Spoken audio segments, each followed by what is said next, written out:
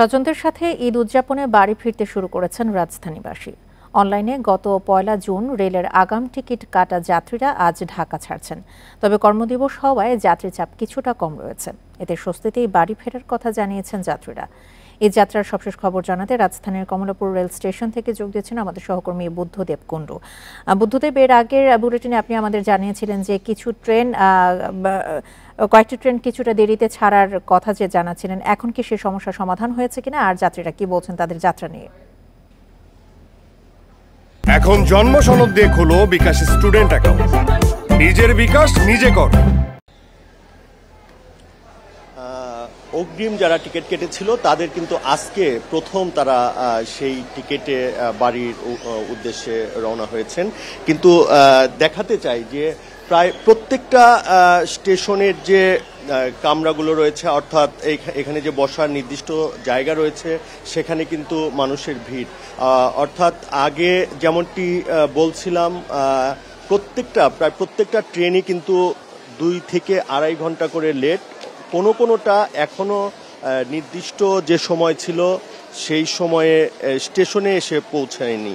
এখন একটি কথা যদি বলি, কমলাপুর স্টেশন থেকে 6:30-এ ছাড়ার কথা ছিল সিলেটগামী পারাবত এক্সপ্রেস, যেটা 8:33-এ ছেড়ে গেছে।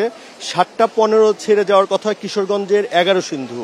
এখন পর্যন্ত প্রায় 2 ঘন্টার বেশি সময় হয়ে গেছে দেরি, কিন্তু এখন পর্যন্ত কিন্তু সেই কিশোরগঞ্জের 11 সিন্ধু প্রভাতীটা স্টেশনেই রয়েছে। এছাড়া মোহনগঞ্জগামী মহুয়া এক্সপ্রেস, যেটা 8:15-তে ছেড়ে যাওয়ার কথা ছিল, সেটাও কিন্তু এখনো স্টেশনেই আসেনি। এই একইভাবে প্রায় প্রতিটা ট্রেনই কিন্তু 1 থেকে 1.5 ঘন্টা 2 ঘন্টা করে দেরি করছে।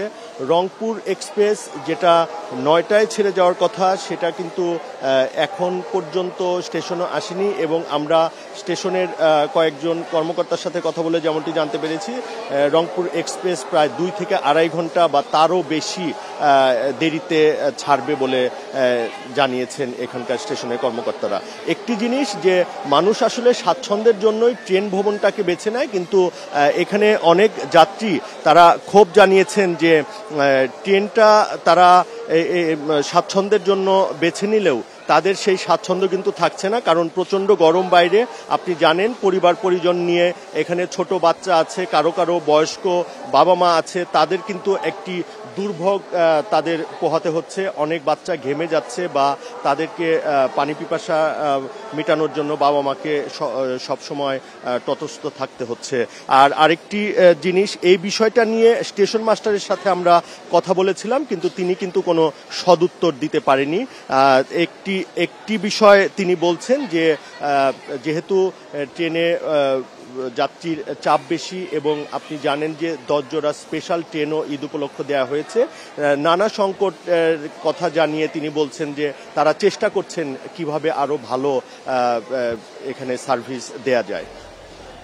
কমলাপুর রেল স্টেশন থেকে ঈদ যাত্রা নিয়ে জানাচ্ছিলেন আমাদের সহকর্মী বুদ্ধদেব কুণ্ডু।